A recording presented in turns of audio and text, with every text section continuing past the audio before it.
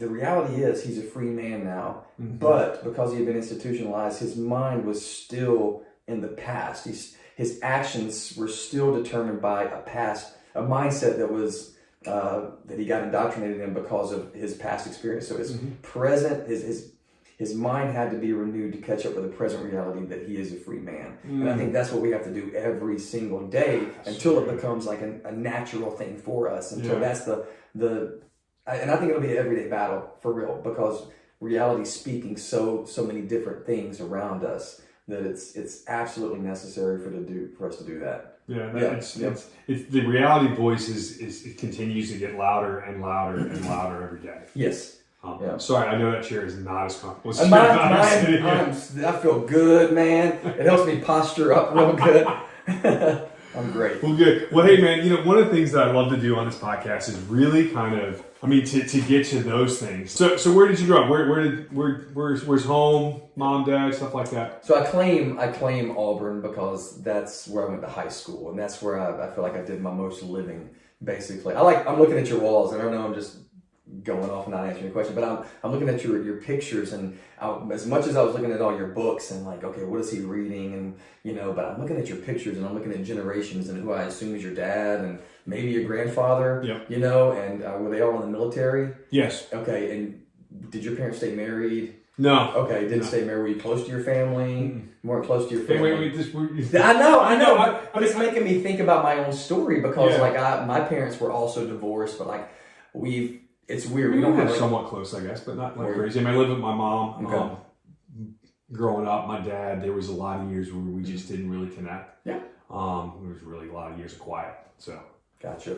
That sounds familiar to me. You know what I mean? So I was wondering how you were shaped by that, because I was wondering if it was similar to mine, because I grew up with my mom. My parents split when I was about 8 years old, and my mom and I, we bounced around, I think, we went to Prattville for a short time where I went to middle school. Still got some lifelong friends from there, but then I moved to Auburn in the 8th grade. I got an older sister, and then my dad got remarried. I got a little sister, half sister. It's weird saying half sister. I got a little sister, and who lives in Auburn now. But when we moved to Auburn in 8th grade, and then I graduated high school here, and that's where I was.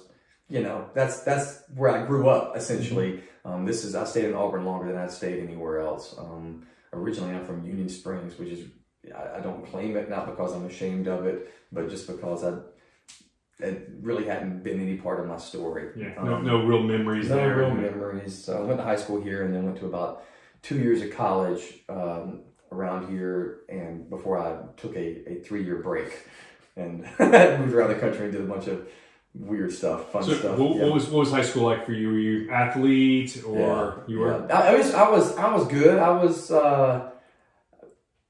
I don't know. It's weird looking back on myself and being like, this is who I was, and but I got along with pretty much everybody. I had friends from different groups. I had the athlete friends. I played basketball, played football. Ended up quitting both of those because I preferred fun over intense, I would rather play rec league than play for the high school basketball team. And our high school basketball team was really good, so I'd probably be riding the bench anyway. But I loved basketball, I loved football, and so I've got this competitive nature. But then I've got friends over here who are in this group and friends over here in this group, and so I kind of got along with everybody.